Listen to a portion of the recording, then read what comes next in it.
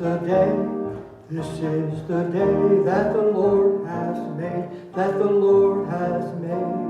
We will rejoice and be glad in it, and be glad in it. This is the day that the Lord has made. We will rejoice and be glad in it. This is the day that the Lord has made. Well, welcome everybody to our church service today. It's March the 29th. It's 11 o'clock or so here in beautiful Damascus, Maryland.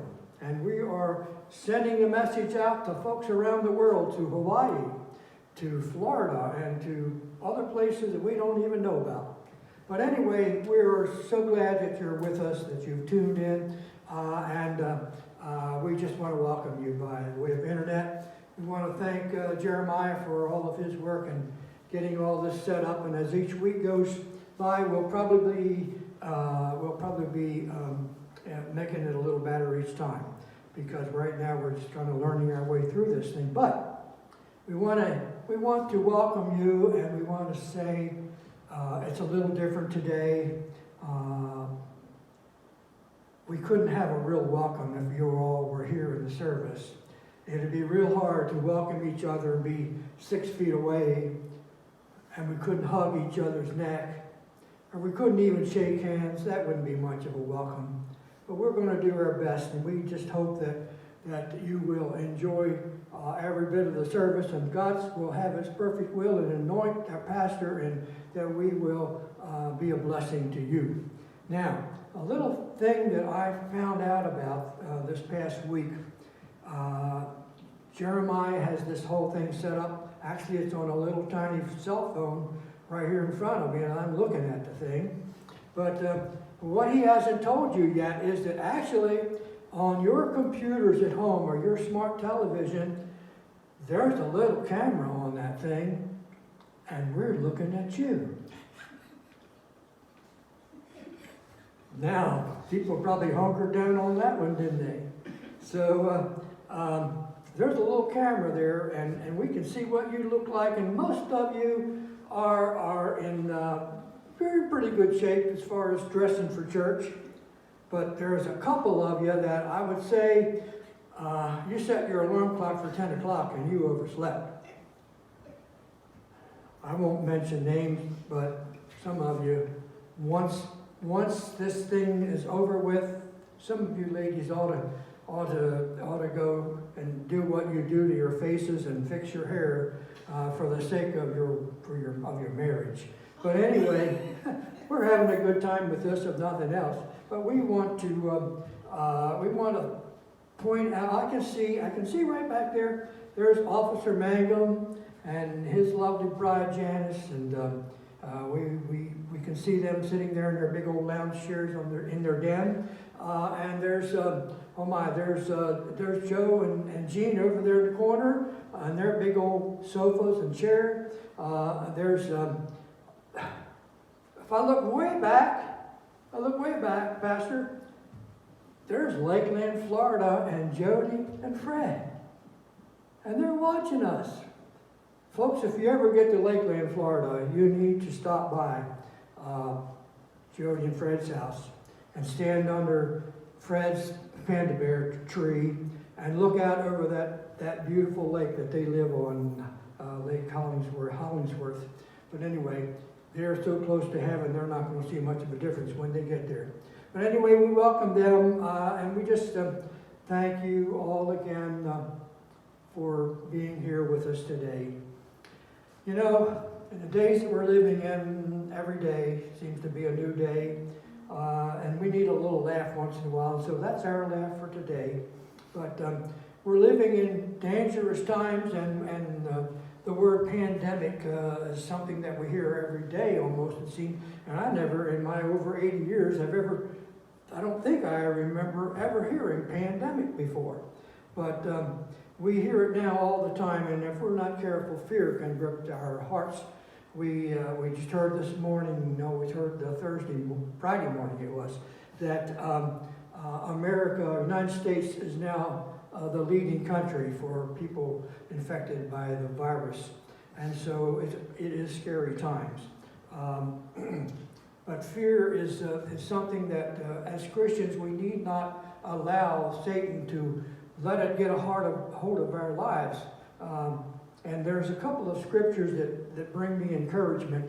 And it's 2 Timothy, one of them. There's two of them. 2 Timothy 2, chapter 1, verse 7. It says, "For God did not give us a spirit of fear, but a spirit of power, a spirit of love, and a spirit of sound mind." And here's another one that we can apply to today. John 14:27, it says, "Peace I leave with you, my peace I give you. Let not as the world gives do." Let me try that again. "Not as the world gives, do I give to you. Let not your heart," oh, this is a good part, folks. "Let not your heart be troubled, neither let it be afraid." So many, I went back to my concordance and I looked around and I looked up fear and I looked up afraid. And you know, there are 46 or more times where fear is referenced in the Bible. And afraid, there are at least 17 references. So this is not a new thing. The fear that we're experiencing is not a new thing. But it's a thing that God will get us through. So I've been asked to sing, thank Linda for asking me to sing today. And we're going to sing a song that I think is most appropriate for our day. And we hope that you'll enjoy it. It's called "Fear Not Tomorrow."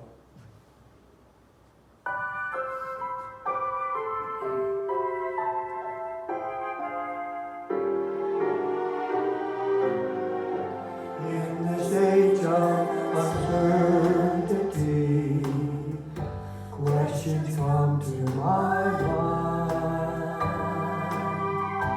What is waiting ahead for me and the rest of mankind? Fear not tomorrow. God is already there. He's charting the course to take. He sees each hidden snare. He's waiting to guide you through each burden and care.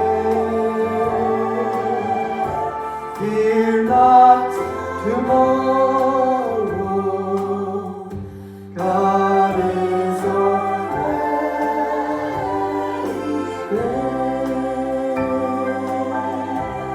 Are you troubled for things to come? Is your future unsure? Are you dreading the coming dawn? A long day to endure. Fear not tomorrow. God is already there. He's charting the course you'll take. He sees each hidden snare. He's waiting to guide you through each burden and care.